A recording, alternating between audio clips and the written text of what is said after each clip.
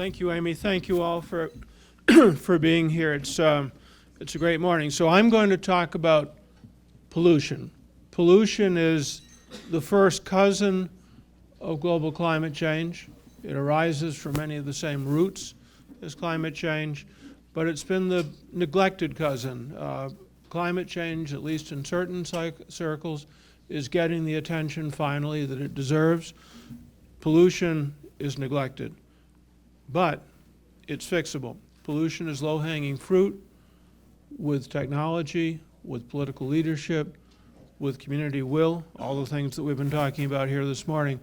Pollution is a fixable problem. So let me give you a primer on pollution and then talk about solutions. So, there we are. So what's pollution? Pollution is anything that people put into the environment as the result of our activity that has the potential to cause harm to human health or to damage ecosystems. Common sense definition. It's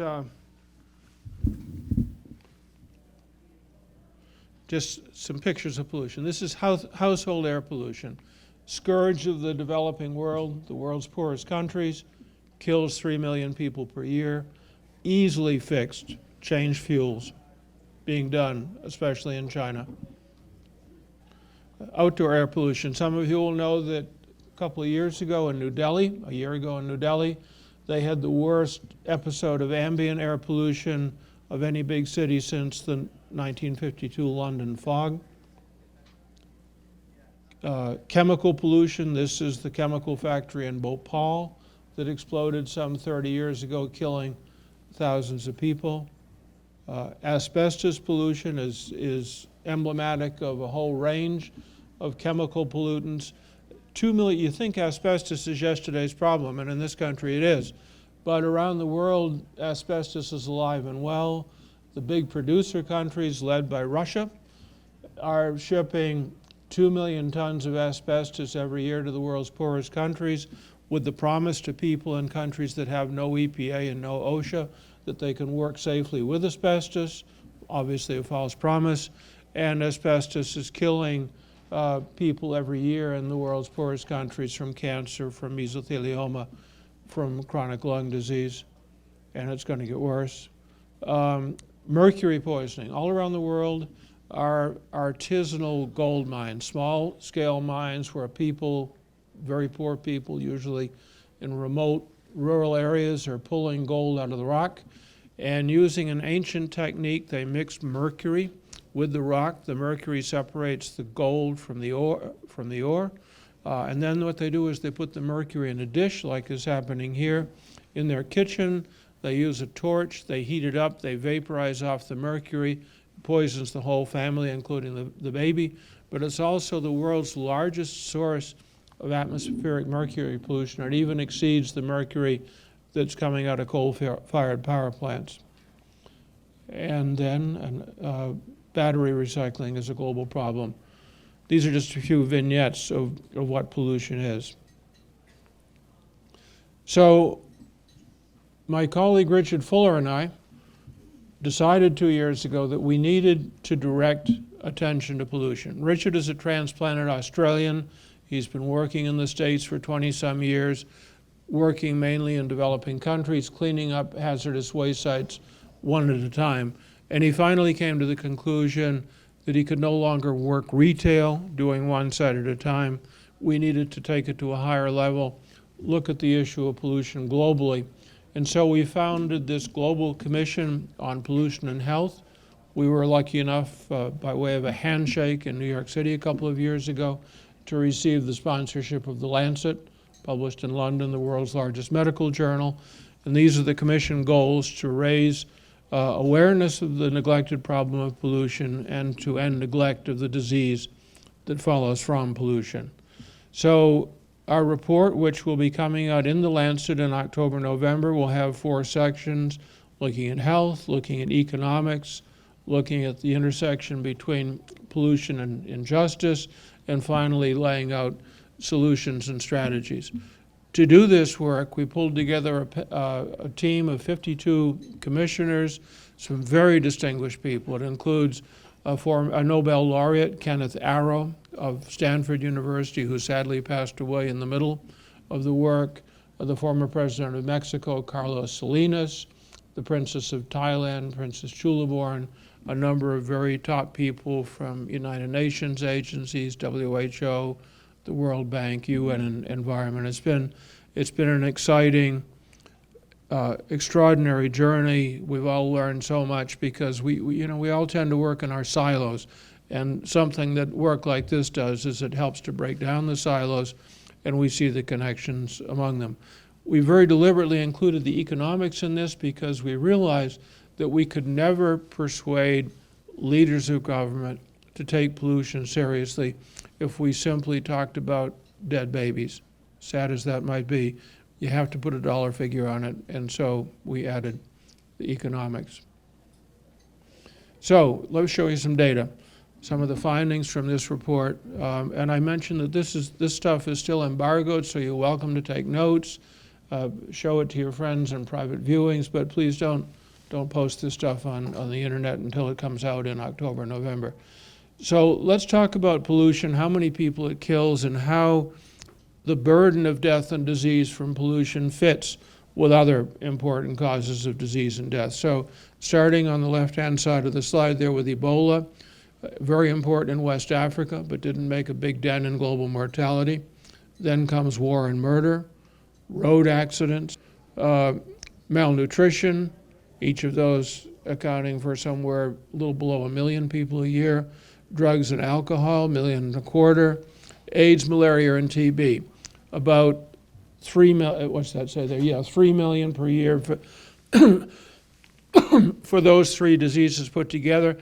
I should say that number represents an enormous triumph, because had we not intervened 20 years ago and taken some bold steps, one of the most important was President Bush's, the second Bush's, something called PEPFAR, the President's Emergency Fund for AIDS Relief, in which they've poured billions of dollars into African AIDS. Probably the best thing he did in his troubled presidency. Has made an enormous impact and has knocked the impact of AIDS down by more than 50%. Then comes salt, kills 4 million people a year through hypertension, leading to heart disease and stroke. Tobacco is about 7 million per year. And here's pollution, the biggest cause of death that nobody has ever heard of, 9 million deaths around the world every year for all forms of pollution combined. Now, pollution is complex, it's not static, it's changing around the world. Some forms of pollution, what we've chosen to call traditional pollution, are coming down. That's the downward trending arrow from 25 years ago. That's indoor air pollution, which I showed you the picture, and household water pollution from contaminated drinking water. Those are going down, and that reflects 40, 50 years of superb work by UN agencies, foreign aid, volunteer, medical missionaries. But at the same time, the modern forms of pollution, which is to say automotive exhaust, industrial emissions, chemicals released into waterways, chemical hotspots around factories, radionuclide accumulations around mines and nuclear power plants, all of those kinds of pollution are going up. And this is referred to as the environmental risk transition. So what are the causes of this? Well, pretty obvious. Urbanization. Cities, about 5 years ago, for the first time in all of human history, more than half of the world's population lives in cities. Cities today have 55% of the world's population, a number that's growing rapidly. They account for more than 70% of greenhouse gas emissions, which is a number that Amy put out earlier this morning, and they account for 85% of pollution emissions. Motor vehicles, of course, are a big source of pollution. Industrialization, and finally globalization, the movement of industry to locations around the world. So pollution causes a lot of diseases. In children, it causes asthma. It causes birth defects. It causes low birth weights. In infants, it causes sudden infant death syndrome. And in us, it causes a whole lot of chronic diseases. Pollution is responsible for 29% of cardiac disease and stroke. It's responsible for 11% of deaths from chronic lung disease, 16% of deaths due to lung cancer. The World Health Organization has declared that urban air pollution is a proven cause of lung cancer. So it's a big deal. And yet, the WHO has a non-communicable disease control program, and they don't even mention pollution. This is an example of neglected pollution. They talk all about tobacco, diet, exercise, self-restraint, Calvinistic approaches to disease prevention, but no talk about pollution or communal sources of disease. Chemical pollution, a big theme of this week, and we'll have a panel on it that Adrian is going to chair tomorrow afternoon, talking about chemicals. Let me put the chemical thing into perspective, because chemicals are a big part of pollution. Global production of chemicals is skyrocketing. It's been steadily increasing for years at about 3% plus per year, which means it doubles every 25 years, more or less. This is the US only, but around the world the trend is the same. Today, 2/3 of heavy chemical production takes place in low and middle income countries as the chemical industry shifts from the US and Europe to those countries. People are exposed to thousands of chemicals, and one of the things that we all have to hold in mind, and it works here, it works in Europe, it works around the world, is that most of the chemicals to which we are exposed have never been tested for toxicity. The chemical universe is divided into three parts. If you ever read Caesar, it's like Gaul, omnia Gallia in tres partes divisa est. And the first part are drugs and pharmaceuticals, very meticulously tested. Secondly come pesticides, somewhat tested, not too well, but something, at least a gesture is made. And then come all the rest, known variously as industrial chemicals, synthetic chemicals, consumer chemicals. The US EPA recognizes 80,000 of these. In Europe, they recognize 140,000. Whichever way you count, it's a big number. And of all these many chemicals that are out there, only minimal toxicity information is available on half of these chemicals. And when you talk about what's known as developmental toxicity or pediatric toxicity for infants and children, we have information on only one chemical in 5. So most of the chemicals to which our kids and our grandchildren are exposed every day have never been tested for safety. They've never been tested for toxicity. You wouldn't buy a car that way. You wouldn't buy a house. But chemicals are presumed to be innocent. They're put on the market. Dow, Monsanto, DuPont, I'm sorry, not supposed to mention trade names, presume that these chemicals are innocent, put them out there, distribute them widely, and it's only after they've become widely disseminated in the environment, time and again, we've found tragedies. The lead that we added to gasoline, asbestos, the chlorofluorocarbons that we've already heard about this morning from Rob, that created the hole in the stratospheric ozone level. All of these are chemicals that were brought to market with great enthusiasm, proposed as the greatest thing since sliced bread, or at least since saran wrap, and then were found belatedly to have caused disease, death, environmental degradation.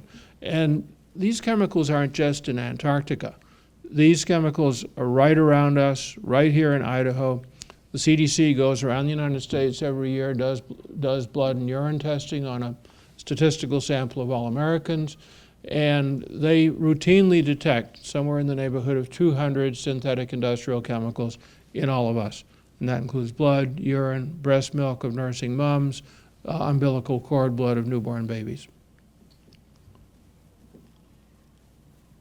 This is a big problem, and our society is only beginning to deal with it. A few classes of emerging chemical pollutants that we spend quite a bit of time talking about in this commission report are the ones that I've listed here. These are chemicals that have burst upon the scene in recent years. They're chemicals that have the potential to cause every bit as much harm as the bad actors of the past, like lead, asbestos, and DDT. And just like the bad actors of the past, they've been barely tested for toxicity. They've just been put out there, hailed as beneficent, and keep your fingers crossed and don't let your kids drink the water. Here's a couple of factoids about these. This is glyphosate.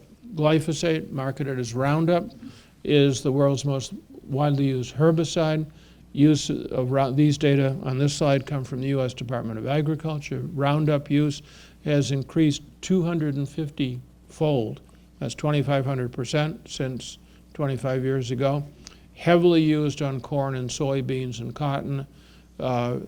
It's especially widely used in the production of GMO foods because those GMO crops have been genetically modified to withstand the herbicide. So what that means is the farmer can spray the herbicide during the growing season to knock down weeds, and the corn stands tall. And what that means for you is that the glyphosate comes through in your corn fritters or in your popcorn, because the stuff is in the corn when it comes to market. And you might say, well, what does that matter? Well, it matters because glyphosate was found 2 years ago by the World Health Organization to be a probable human carcinogen. I should note, in the interest of full disclosure, that Monsanto disagrees with that finding vigorously. It's very important to talk about the links between pollution and climate change. I already mentioned at the beginning of this talk that they come from the same source.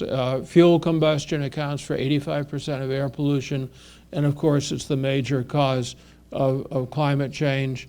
And I've listed some of the major sources of combustion here: electricity generation, transportation, mining, and then over in the third world, it's the burning of biomass and agricultural burning and deforestation.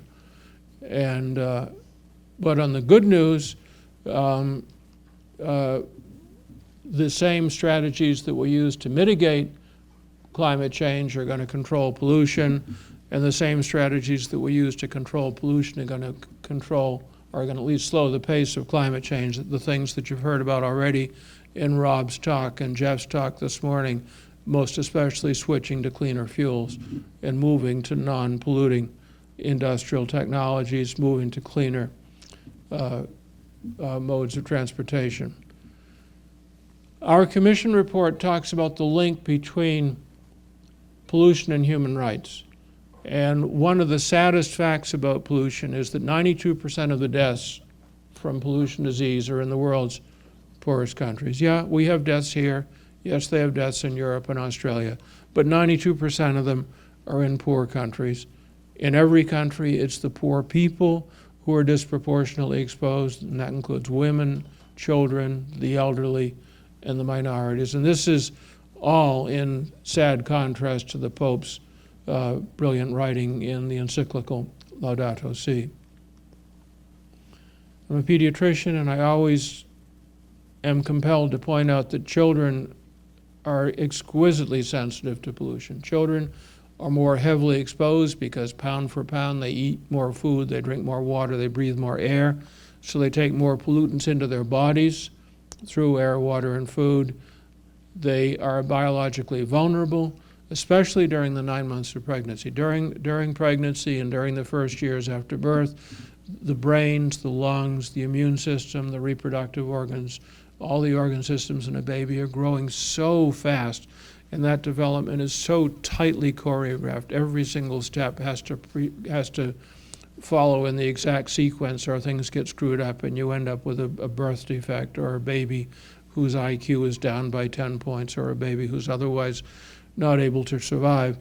And it doesn't take very much of lead or pesticide or air pollution to get into a pregnant woman during pregnancy, or to get into a 2-year-old baby, to screw up those incredibly delicate, tightly scripted processes of development. Even tiny doses that would bounce off you or me, if they get into a baby at the wrong moment during what have come to be known as windows of vulnerability during early development can have profound effects on the health of the baby. And we have example after example. I've listed some of the worst ones here: thalidomide, diethylstilbestrol, the fetal alcohol syndrome, and lead. But those are just 5 or 6 examples out of 20 or 30 that we now know where tiny little doses cause devastating damage. For the economists in the room, pollution is very costly.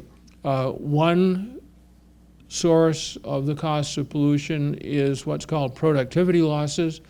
Pollution takes people out of the workforce through illness, through premature death, and those so-called productivity losses pull down GDP in low and middle income countries by close to 2% per year. They also have healthcare costs over and above the productivity losses, and in middle income countries, the best data in the world come from Sri Lanka.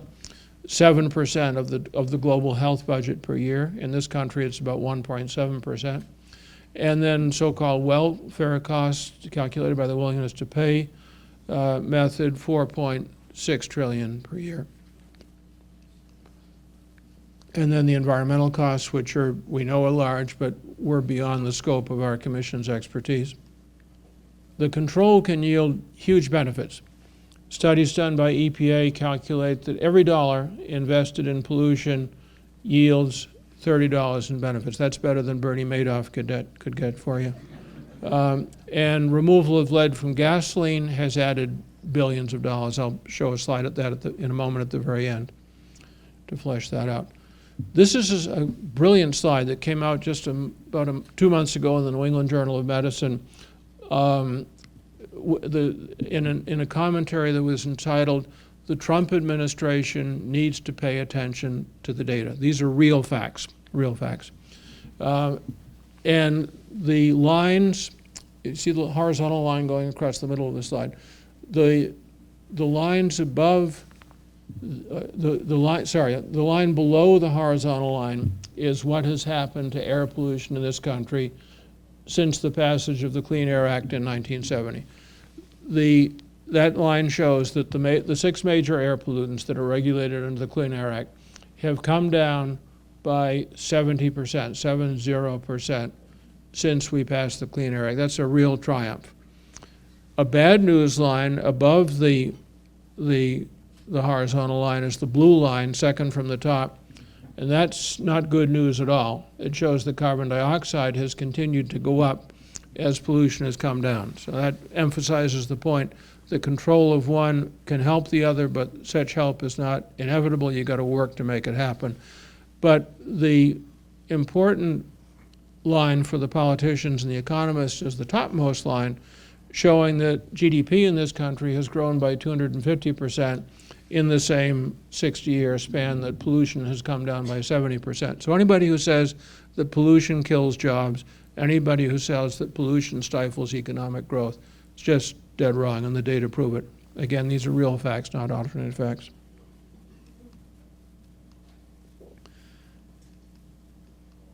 My next to last slide, or but 1 or 2, is this one. This compares, this is a retake of the earlier slide, looking at the number of deaths from AIDS versus the number of deaths from pollution in the left-hand slide.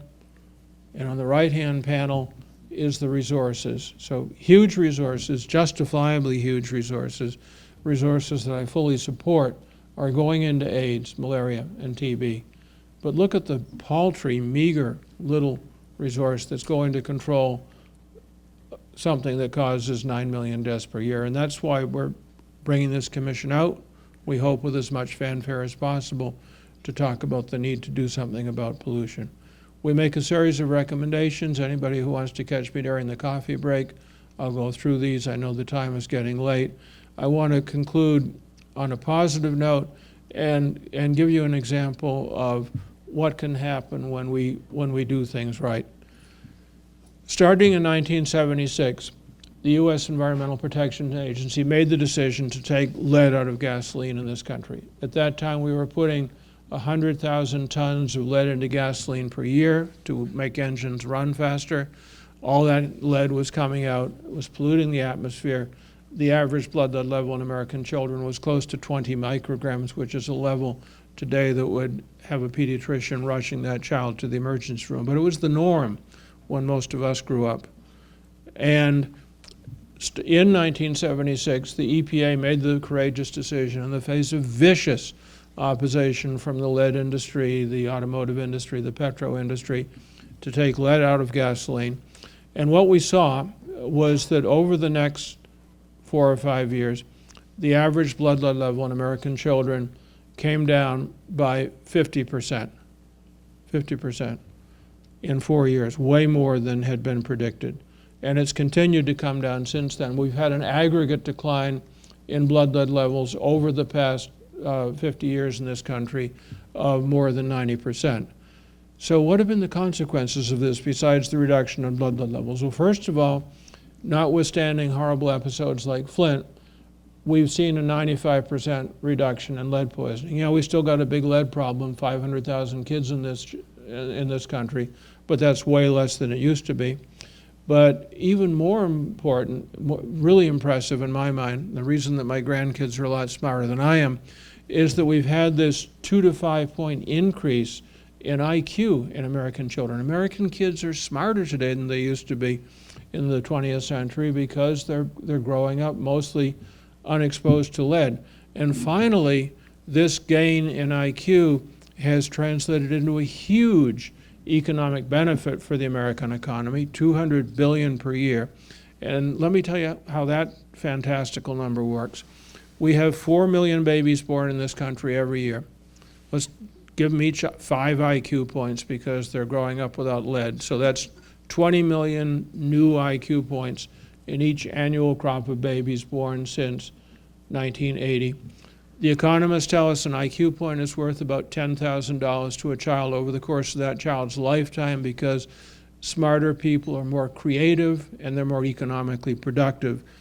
Hence, multiplying 4 million by 5 by 10,000, you get 200 billion every year since 1980, an aggregate benefit of $6 trillion, $6 trillion over 30 years from solving one source of pollution. Ladies and gentlemen, we can do it. What we need is leadership and will. Thank you.